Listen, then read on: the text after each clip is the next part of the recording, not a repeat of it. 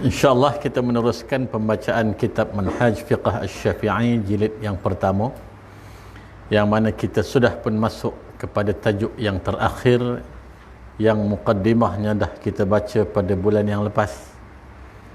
InsyaAllah kita ulang sikit, kemudian kita teruskan sehinggalah ke akhirnya, iaitulah bab yang paling penting dalam kehidupan manusia. Bab yang menceritakan bahawa kehidupan ini ada batas sempadannya. Setiap yang hidup pasti akan menemui mati. Kullu nafsin dha'iqatul maut. Setiap yang berjiwa atau yang bernyawa itu akan menemui. Sebenarnya setiap makhluk yang bernyawa hidup atas dunia ini ada batasnya, ada hadnya. Sampai masa, sampai ketikanya terlaksananya perjanjian kita dengan Allah Subhanahu wa ta'ala, maka pergilah kita menghadap Allah Subhanahu wa ta'ala. Hadis yang kita baca tentang kematian ini, di muqaddimah tajuk ini, bagaimana Nabi menyatakan bahawa banyakkanlah mengingati perkara yang menghancurkan kelazatan. Nabi kata kamu kena banyak ingat perkara yang boleh menghancurkan kelazatan, iaitulah kematian. Semua orang akan mati, macam mana yang kita semua sudah sedia maklum. Kita cukup percaya dan kita meyakininya bahawa kematian itu adalah benar. Baik, kita terus ke bawah, perangan yang bawah sekali itu. Apa yang sunat kita lakukan, orang yang dah memang bersifat hamba ini, yang akan menempuh saat kematian? Apa dia? Bismillahirrahmanirrahim. Sunat juga bersedia untuk mati dengan bertaubat serta berterusan taat kepada Allah Ta'ala, sama ada masih remaja, dewasa atau telah lanjut usia, dan sama ada ketika sihat atau sakit. Sunat. Cuma kalau kita nak lebih lagi merasakan sifat kehambaan kita itu, nak menghayati kehidupan ini hanyalah sementara, cuma mesti ada rasa wajib bersedia untuk mati. Itu lebih sedap bunyi dia. Wajib bersedia untuk mati dengan bertaubat. Kenapa kena bertaubat? Kita ini adalah pendosa. Kita ini adalah hamba Allah yang sentiasa terdedah dengan dosa dan maksiat. Kita adalah orang yang banyak melakukan perkara-perkara yang Allah larang. Kita kena sedar macam tu. Kita kena katakan kepada diri kita bahawa aku ni banyak sangat buat salah dengan Allah Ta'ala. Aku ini banyak sangat dosa dengan Allah Ta'ala. Jadi kita kena sentiasa bertaubat. Kenapa bertaubat? Kerana hidup ini sementara cuma. Apabila kita bertaubat, mengharapkan pengampunan daripada Allah Subhanahu wa ta'ala, kemudian berterusanlah kita ini taat dalam menjalankan ibadah kepada Allah. Bertaubat itu adalah sesuatu yang amat mulia sekali. Kemudian berterusan taat kepada Allah, itu adalah sesuatu yang wajib bagi kita sebagai hamba Allah Subhanahu wa ta'ala.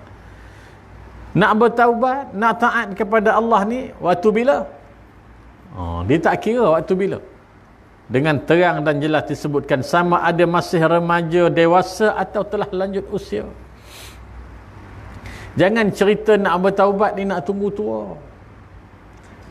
Kau bila nak bertaubat? Banyak benda-benda lara yang kau buat ni. Tak apalah, dia kata. Zaman muda hanya sekali. Tu ayat biasa dengar tu. Zaman muda hanya sekali. Mentara badan sihat ni, mentara tak sakit apa-apa, gaut pun tak ada ni, enjoy lah dulu. Enjoy lah dulu kan.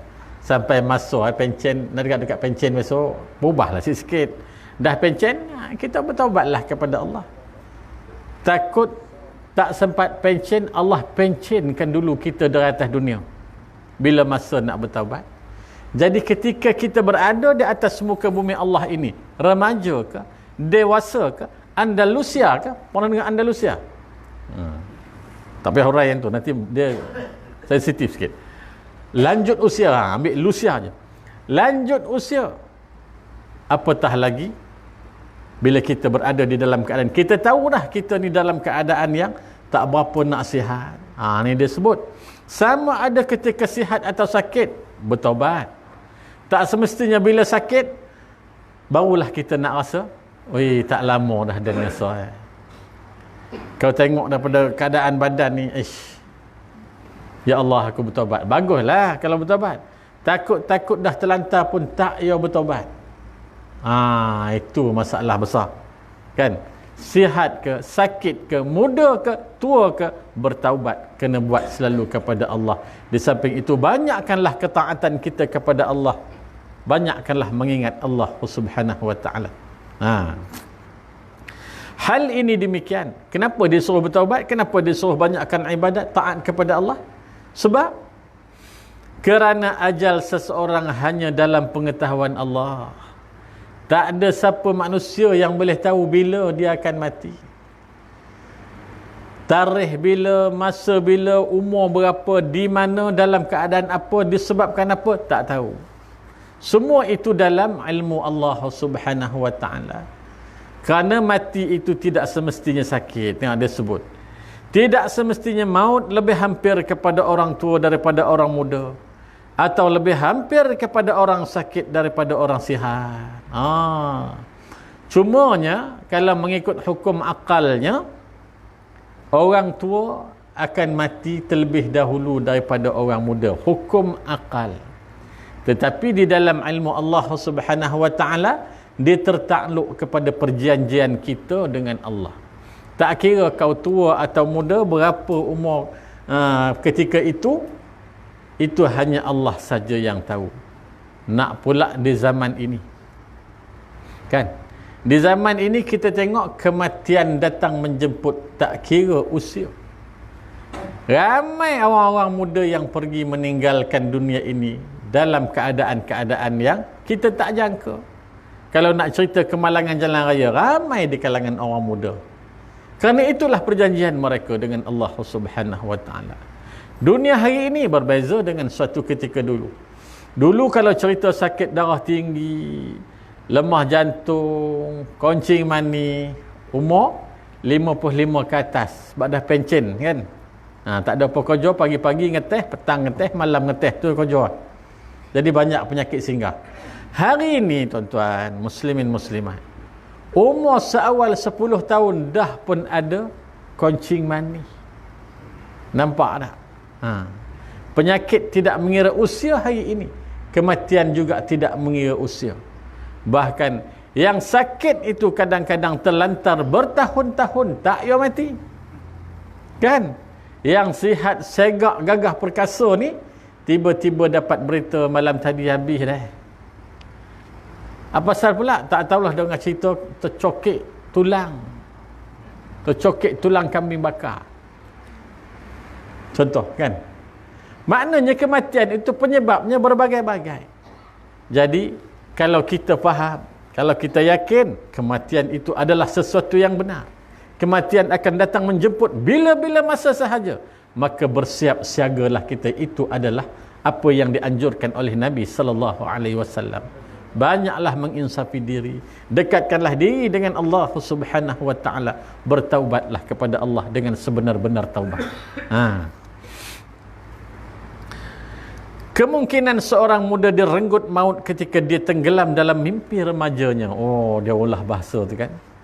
Seorang remaja direnggut oleh kematian ketika dia terleka, dibuai oleh mimpi-mimpi indah di dalam kehidupan remajanya yang penuh dengan keseronokan, yang penuh dengan hiburan. Dalam kepala otak dia, dunia ini kita kena sapu sungguh-sungguh sebab sekarang zaman remaja. Di dalam keseronokan, dalam dilambung oleh mimpi-mimpi indah itu, datang malaikat maut merenggut nyawanya, maka matilah dia, berhadapanlah dia dengan Allah Subhanahu wa ta'ala. Dan kemungkinan seorang yang telah lanjut usia terus hidup sedangkan dia menunggu mati dari hari ke hari. Ini kita orang Melayu sudah berguna falsafah apa? Kita punya motor orang Melayu ni, rumah kata pergi, kubur kata mari. Kita selalu sebut pada orang-orang yang berumur kan, tak ia bertobat nampak dia ni kan. Macam tu dia panggil dah lah rumah kata pergi, kubur kata mari. Orang tua kan. Tetapi ada orang tua yang hidup berpuluh tahun bahkan ratusan tahun, tak ia mati-mati. Orang muda dah ramai dah mati pada dia. Ini semua di dalam ilmu Allah Subhanahu wa taala. Kalau Allah kata kamu mati ketika dilahirkan, kamu mati ketika umur 6 tahun, mati ketika remaja, mati ketika menjangkau umur 40 tahun, contoh, maka itulah keadaannya kehidupan manusia ini. Allah yang menentukan ajal maut itu. Kita sebagai hamba, bersiap siagalah kita di atas apa yang diperintahkan oleh Allah Subhanahu wa taala kepada kita. Apabila seseorang ditimpa sakit, lebih patut baginya mengingati mati dan amat perlu serta penting membuat persediaan. Nampak? Bila kita berdalam keadaan sakit, ini biasanya begitulah. Suatu kita sihat, kadang-kadang kita lupa yang kita ini akan sakit. Suatu kita sihat, kadang-kadang kita lupa bahawa satu hari nanti kita akan dipanggil menghadap Allah untuk selama-lamanya. Tetapi apabila kita sakit, selalunya bila kita sakit, waktu itulah kita ingat akan kematian. Baguslah bila kita dah sakit kita ingat kematian. Ini disebut seseorang ditimpa sakit lebih patut baginya mengingati dan amat perlu serta penting membuat persediaan. Jangan bila dah sakit baru cerita nak pergi surau. Kan? Dah terlantar dah. Dan dengan nak pergi surau lah petangnya. Nak jemaah maghrib. Masa kau sihat, masa kau gagah perkasa, apa sal tak pergi? Kan? Jadi yang dimaksudkan persediaan tu, masa sihat, bersedialah. Sebelum kita pergi menghadap Allah Subhanahu wa taala, bersiap siagalah kita. Cerita apa yang Allah nak ganjarkan, apa Allah nak beri, apa Allah nak balas, itu kerja Allah Ta'ala. Dengan rahmat Allah yang begitu banyak dan begitu besar, kita akan dapat rahmat itu. Kasih sayang Allah itu maha luas. Jadi disebutkan, perlu kepada kita ada persediaan. Kita nak menempuh satu perjalanan yang amat jauh. Satu perjalanan yang mengambil tempoh masa yang terlalu panjang. Cerita nak bangkit di padang mahsyar bukan kita tahu bila. Tapi bila dah masuk je ke alam barzakh, maknanya seluruh wajah kita ini, pandangan kita ini menuju mahsyar Allah Subhanahu wa taala. Kubur itu adalah permulaan bagi alam akhirat. Dunia jauh kita tinggalkan. Berapa tahun kita nak berada di alam barzakh? 100 tahun, 1000 tahun, 100,000 tahun, mana kita tahu. Dalam perjalanan yang panjang itu bekalannya mesti ada. Kalau hari ini bekalannya tidak ada, kita nak menempuh satu perjalanan yang panjang, macam mana? Kita nak berjalan atas muka bumi ni cukup dah kan? Cukup dah. Daripada Seremban nak pergi ke mana? Nak pergi ke Perlis. Kalau kita tak bawa bekalan makanan tapau pun kita akan bawa duit lebih. Sebab bekalan dalam perjalanan. Sampai RNR Sungai Buloh, sarapan pagi. Sampai pula RNR Tapah, makan tengah hari. Pasal apa kita boleh buat macam tu? Kita ada bekalan, ada duit kan. Begitu juga bila kita berada di alam barzakh, apa bekalan yang kita bawa untuk berhadapan dengan Allah Subhanahu wa taala. Itu sebab yang nasyid yang saya duk nyanyi minggu lepas kan. Antara yang disebut apa? Sebelum tiba masanya, kita kembali padanya, eloklah bersedia. Kan disebut. Sebelum tiba masanya, kita kembali padanya. Nampak? Eloklah bersedia, cari bekal di jalan. Nasyid Amar mai. Eloklah bersedia, cari bekal di jalan agar kita nantinya tidak ada penyesalan. Oh, jangan buat kalau nasyid tak jadi baca kitab lagi. Kan? Agar kita nantinya tidak ada penyesalan. Kalau dalam perjalanan daripada Seremban nak pergi ke Johor, Seremban nak pergi ke Bukit Kayu Hitam, kita tak bawa bekalan, kita menyesal, kita masih ada peluang untuk menembus kesilapan itu. Lagi kan? Pergi berhenti kat mana-mana masjid. Duduk situ jumpa tak imam masjid cerita macam ni. Imam masjid bagilah RM10. Habuan kita minum pagi. Contoh, ada usaha dan ikhtiar kita. Menyesal. Tetapi masih ada jalan untuk keluar daripada masalah itu. Bila menyesal di alam barzakh, menyesal yang sudah tidak ada gunanya lagi.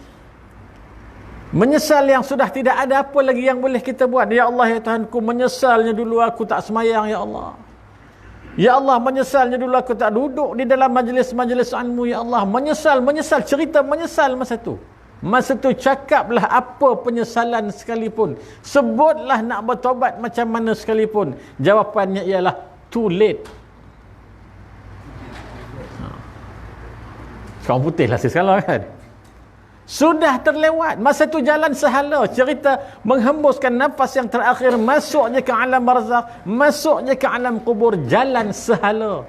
Tak ada jali. Tak ada boleh U-turn lagi. Tak ada U-turn lah. Jalan sehala. Apa yang kita bawa bekal atas dunia ni, itulah yang akan menjadi sahabat kita untuk menuju ke akhirat Allah Subhanahu wa ta'ala. Kematian ini adalah nasihat yang paling berkesan bagi orang yang beriman. Nasihat untuk saya, nasihat untuk tuan-tuan perempuan, nasihat untuk kita semua. Kematian itu akan datang bila-bila masa sahaja. Tengok di sekeliling kita lah. Kan? Saya duk masuk mengajar banyak surau masjid. Saya dah cerita banyak kali dengan tuan-tuan. Memang terkesan. Bila masuk je surau ni, jemaah datang, ustaz, kata haji ni yang selalu ni dah tak ada.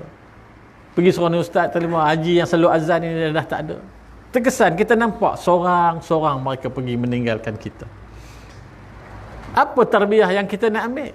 Bahawa kematian itu adalah sesuatu yang pasti. Hari ini kita mendengar khabar berita orang-orang yang hampir dengan kita, orang di sekeliling kita, jiran-jiran kita, saudara mara kita pergi meninggalkan kita. Sampai saat dan ketika orang lain pula mendengar akan berita kembalinya kita ke pangkuan Allah Subhanahu wa ta'ala. Harus ada insaf yang itulah. InsyaAllah. Baik. Perkara yang dituntut dilakukan terhadap seorang Muslim yang nazak. Apa yang dituntut oleh agama untuk kita buat kepada orang yang di dalam keadaan nazak. Nazak ialah zahir tanda-tanda mati daripada pesakit dan mula tercabut roh daripada jasadnya yang disebut sebagai sakaratul maut. Nazak ni sakaratul maut lah. Cerita dia sudah berada di sempadan antara dunia dengan akhirat Allah Subhanahu wa ta'ala. Mati je, masuklah dia ke alam akhirat. Apa dia yang dituntut kita buat? Satu, apabila pesakit telah sampai ke tahap nazak. Orang sakit ni, kita berdepan dengan orang sakit ni, dia cerita saudara mara kita lah, senang kita nak sebut. Bayangkan saudara mara kita, anak isteri dan sebagainya. Ahli keluarganya sunat membaringkannya mengiring ke kanan dengan mukanya menghadap kiblat. Nampak? Islam ajar begitu. Ahli keluarga sunat membaringkan orang yang nazak ini. Tak kira lah ibu, ke ayah, ke isteri, ke anak, ke cucu, tak kira lah. Baringkannya mengiring ke kanan dengan mukanya menghadap kiblat. Dalam keadaan nazak tadi ni. Jika susah berbuat demikian, mungkin kita akan tanya, orang tu dah lah nyawa-nyawa ikan, kau tolak ke kiri, tolak ke kanan, kau paksa pula dia macam tu, macam mana lah Oman kan kitab ni disebut dengan jelas. Jika susah berbuat demikian, payah nak bari, mungkin dalam keadaan fizikal dia yang tak mengizinkan kan, Maka baringkanlah menelentang dengan mukanya ditinggikan sedikit. Baring melentang macam biasa, lapik bantal di bawah kepalanya, angkat sikit kepalanya tu supaya menghadap kiblat. Begitu juga kedua kakinya sunat diarahkan ke kiblat. Macam ni lah, kaki ke sana kan, kaki ke sana, muka tu letak lapik bantal, bagi angkat sikit kepala dia supaya dia mengarah ke arah kiblat. Kita nak apa? Sebab dia dalam keadaan nazak. Orang nazak ini logiknya nak matilah kan. Orang nazak ni dari segi logiknya dah tak berapa lama lah nak meninggal. Jadi biarlah dia meninggal dalam keadaan wajahnya menghadap ke arah kiblat. Ni sunat. Sunat kita buat macam tu. Maknanya lepas ni kita cuba baringkan ke kanan kalau kita berhadapan dengan orang yang sedang sakratul maut. Tak boleh, letak melentang macam biasa, macam yang disebutkan dalam kitab ni. Satu. Yang kedua, yang ni kita tengok betul-betul. Sunat mengajarkannya kalimah syahadah, iaitu la ilaha illallah, dengan cara yang lembut dan tanpa mendesak. Kalimah tersebut diulang-ulang ke telinganya tanpa disuruh melafazkannya. Nampak? Sunat mengajarkannya kalimah syahadah la ilaha illallah. Kenapa dia tak sebut Muhammadur Rasulullah? Itu untuk orang yang segak sihat macam kita ni, ataupun orang memang nak masuk agama Islam. Kita nak bersyahadah macam biasa, okey. Tetapi orang sakratul maut hanya ajarkan kepadanya la ilaha illallah. Sebab apa? Kalimah la ilaha illallah boleh disebut tak kala mulut tertutup. Saya sebut Muhammadur Rasulullah tutup mulut. Nampak tak? La ilaha illallah tutup mulut, tengok. Nampak tak? Lidah kita boleh bergerak mengucap syahadah la ilaha illallah walaupun mulut tertutup. Hebat dah Islam ni. Hebat. Ajar tu dalam keadaan macam mana? Dengan cara yang lembut dan tanpa mendesak. Jangan kita buat macam ada sesetengah bila dalam keadaan panik ataupun mungkin tak pernah berhadapan dengan situasi, tengok orang dalam keadaan sakarat, dia pergi kat kepala orang tu mengucap apa?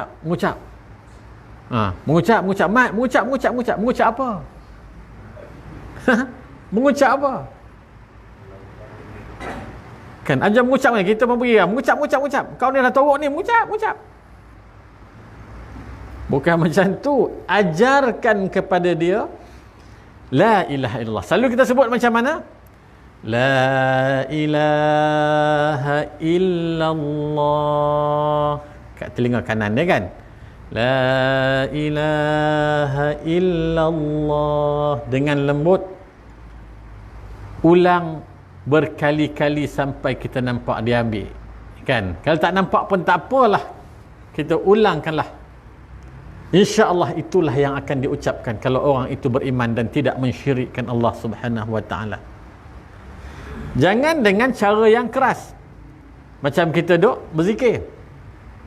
Kita pergi kat telinga dia, la ilaha illallah, la ilaha illallah, la ilaha illallah. Itu bukan mengajar orang mengucap nak meninggal. Itu zikir nak makan pulut. Kan? Tak sama tu dah. La ilaha illallah. Dan jangan desak dia. Dan tanpa mendesak. Tanpa mendesak. Dia tulis bawah ni. Kalimah tersebut diulang-ulang ke telinganya tanpa disuruh melafazkannya. Kita dah elok dah betul dah.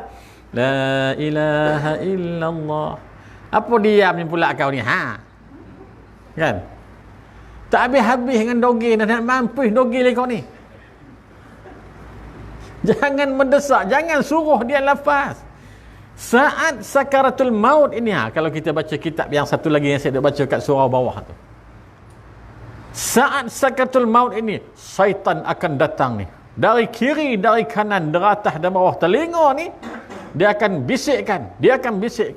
Tak payah. Dia kata, tak payah. Itu semua lafaz lara semua tu dia kata. Lafaz tu lara. Tak ada apa benda pun dia kata. Kemudian dia akan mewajahkan dirinya sebagai wajah ibu bapa kita. Syaitan akan berdiri di hujung kaki ni, wajah berdiri macam mak ayah kita. Dia kata, ni mak ni, ni ayah ni, tak payahlah kau bona nak ilaha illallah tu, kau pandang muka mak ni, cakaplah apa benda kau nak cakap, Doraemon ke apa, cakaplah. Contoh kan? Saat itu bukan kata cerita kita, orang-orang alim, orang-orang wara' pun di saat sakaratul maut syaitan akan datang. Sebab itu adalah peluang terakhir dia untuk menggelincirkan kita agar menjadi sahabat dia dalam neraka Allah Subhanahu wa taala. Itu sebab diulang-ulang la ilaha illallah diulang-ulang ke telinga. Kalau tuan-tuan pengalaman, saya banyak pengalaman ni, duk ajar orang mengucap nazak ni. Ada di kalangannya bila kita ucap la ilaha illallah, tangan dia akan tepih muka kita. Dia dah sakaratul maut ni, dia dah nazak, dia akan tepih. Kita pergi kat telinga dia akan tolak muka kita. Masa tu kuat tangan dia. Sebab apa? Bisikan-bisikan syaitan itu sedang menyerang dia bertali arus tanpa henti. Nampak? Dia nak menggelincirkan anak Adam ni. Sebab itu sumpah dia dengan Allah Subhanahu wa taala. Kalau orang ni mengucap 2 kalimah syahadah, matilah dia di dalam Islam, maka satu kerugian kepada iblis laknatullah. Nampak? Jadi bila ada ibu atau ayah atau saudara mara yang dalam keadaan nazak sakaratul maut, jangan masa tu asyik duk main WhatsApp. Waris anak-anak ni, tolong jangan masa tu nak main Facebook, nak tengok Instagram. Itu bukan masanya lagi. Masa untuk bersama-sama dengan orang yang sakaratul maut ini. Saya nak urai panjang-panjang pun tak boleh lah, sebab kita bukan dalam tajuk yang khusus tu. Kena ikut kitab yang satu lagi lah, surah bawah kan. InsyaAllah kita boleh ceritakan dengan lebih jelas dalam keadaan macam mana orang sakaratul maut ini, keadaan dia macam mana. Kenapa kena mengajar la ilaha illallah ni? Siapa suruh? Hal ini berdasarkan hadis. Laqinu mautakum la ilaha illallah. Nabi sebut, yang bermaksud ajarlah orang yang hampir mati di kalangan kamu kalimah la ilaha illallah. Benda ni sebenarnya memang kita duk praktik pun. Saya yakin tuan-tuan muslimin muslimah yang ada ni semua pernah berhadapan dengan situasi macam ni kan. Kita dah praktik. Jadi bila kita dah praktik, kita baca pula kitab macam ni, memang sungguh nak kena lawan sungguh-sungguh dengan syaitan ni daripada mula sampailah saat kita nak mati besok. Dia akan terus mengganggu gugat kita. Sunat membaca surah Yasin di sisinya. Hal ini berdasarkan hadis. Iqra'u ala mautakum Yasin. Yang bermaksud, bacalah surah Yasin kepada orang yang hampir mati di kalangan kamu. Jadi kalau orang kata tak boleh baca surah Yasin, tak betul lah. Ada hadis dia kan. Ada hadis dia, Nabi suruh kita baca Yasin kepada orang yang hampir mati. Selain daripada Yasin, bacalah surah apa pun. Ada yang menyebut baca surah Al-Mulk, bacalah surah Al-Mulk. Surah Ar-Rahman, bacalah surah Ar-Rahman. Cuma saya nak sebutkan, ini ilmu yang kita duk belajar sama-sama kan. Kalau kita merasakan bahawa orang yang dalam keadaan nazak itu ada sesuatu yang menumpang di dalam badannya. Macam mana? Kita tengok mata dia merah, tak berkelip kan? Ataupun keadaan itu kadang-kadang kita tengok, kita naik bulu tengkuk. Sahlah tu ada sesuatu kat badan sedang menumpang. Maka bacalah surah Ar-Ra'du. Baca surah Ar-Ra'du. Buat tengok. Tuan-tuan muslim-muslimat akan nampak kesan dia. Dah baca Yasin ni, habis satu rumah baca Yasin, duk macam tu juga. Bacalah surah Al-Insan, duk macam tu juga. Kita diajarkan baca surah Ar-Ra'du. Surah Ar-Ra'du ni akan bertentang dengan benda yang ada dalam badan tu. Syaitan lah, senang kita sebut kan. Dan akhirnya surah Ar-Ra'du ni akan memanah si penumpang di dalam badan ini untuk keluar, memudahkan si sakaratul maut ini yang berada dalam keadaan nazak ini untuk mengucap 2 kalimah syahadah. Ingat tu. Tu ilmu kan, bukan petua apa, ilmu. Kita baca surah Ar-Ra'du. Kalau ramai sangat orang, kita duduklah mana-mana, di kaki ke, di kepala ke, sebelah kiri, sebelah kanan, tak kira. Baca surah Ar-Ra'd dulu. Baca dalam keadaan jangan terlalu kuat, jangan terlalu perlahan. InsyaAllah tuan-tuan akan tengok. Lepas tu dia akan jadi gelisah. Lepas pun mudah untuk kita mengajar kalimah La ilaha illallah ke telinga dia. Baik. Jadi bacalah surah Yasin bila kita berhadapan dengan orang yang diambang maut ataupun dalam keadaan nazak. Di kalangan kita, hentikanlah cerita-cerita dunia ni, letaklah ke tepi dulu. Sebab apa? Orang yang di dalam keadaan sakratul maut, dia ibaratkan sebagai orang seperti orang yang sedang hampir lemas di tengah lautan. Orang yang hampir lemas tengah lautan ni, tak kira lautan ke sungai ke apa ke kolam, orang yang hampir lemas ini, kita campak apa pun, masa tu dia capai. Apa pun kita campak tali ke, campak tong ke, campak apa, habis dia capai. Begitu juga orang dalam sakratul maut. Apa yang sampai ke telinga dia, itulah yang akan dia dengar.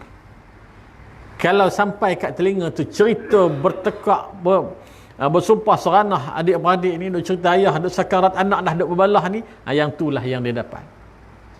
Nampak? Jadi bila orang dalam keadaan nazak sakratul maut, kita hampirlah dengannya, bacalah paling kurang pun surah Yasin. Anak-anak bacalah ramai-ramai. Jangan masa tu nak pergi cari Pak Imam suruh baca surah Yasin, kita bacalah. Kalau ayah kita, ibu kita, anak-anaklah baca. Itu adalah terlebih baik.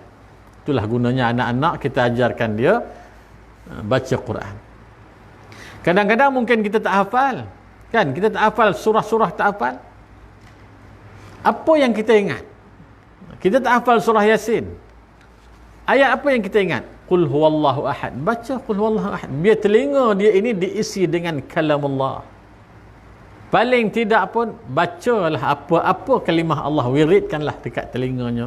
Ramai-ramai duduk sebutlah Allah, Allah, Allah. Paling kurang pun kita nak di dalam keadaan sakaratul maut itu, yang dia dengar adalah kalimah Allah Subhanahu wa taala. Itu yang penting. Kemudian apa lagi? Sunat bagi pesakit yang merasai tanda-tanda awal kematiannya, yakni sakratul maut. Ini bagi orang sakit pula. Berbaik sangka terhadap Allah dengan melupakan segala dosa dan maksiatnya, sambil mengingati dirinya sedang menghadap Tuhannya yang maha mulia lagi mengampuni segala dosanya selagi dia memelihara imannya dan mentauhidkan Allah Ta'ala. Tengok betapa kasihnya Allah ni kepada kita. Jangan saat-saat kita ada rasa dah nazak ni kan, masa tu kita masih lagi mengenangkan dosa-dosa silam. Kita sedang berburuk sangka dengan Allah. Bila orang ajar kita mengucap, masa tu syaitan duk main peranan kan. Edan ni mengucap pun tak guna. Dia tak bercakap lah dalam hati kan, mengucap pun tak guna. Apa bondo yang dia tak buat. Cerita maksiat dalam dunia ni, apa yang dia tak buat, semua dia buat. Hari ni dia dah berada di ambang maut. Tak apik tu dah, mengucap pun tak guna. Berburuk sangka dengan Allah Ta'ala. Jangan berburuk sangka. Allah tu maha pengampun lagi maha penyayang. Selagi tak kala kamu menghembuskan nafas terakhir itu, kamu tidak mensyirikkan Allah Ta'ala, maka kamu layak masuk ke dalam syurga Allah apabila kalimah terakhir yang terpacul keluar itu adalah kalimah La ilaha illallah. Memang dia tak semayang, memang dia tak puasa, memang dia ni kaki minum arak dan sebagainya, tapi kalau kita tanyakan kepada dia, siapa Tuhan kamu? Allahu Rabbi. Dia tetap mengatakan Allah Tuhan, tidak ada Tuhan selain daripada Allah. Aku tak pernah mensyirikkan Allah walaupun aku tak semayang. Di saat dia mati, dia ingat Allah, dia tidak berburuk sangka dengan Allah, dia tetap melantunkan ucapan La ilaha illallah, maka rahmat Allah akan datang juga kepada dia. Syurga Allah menunggu juga dia di akhirat Allah Subhanahu wa taala. Tu sebut saat kita nak meninggal ni, jangan buruk sangka dengan Allah. Jangan duk ingat akan dosa dan maksiat yang dah kita buat ketika kita sihat dulu. Tinggalkan jauh-jauh. Memang kita tahu kita ini seorang pendosa.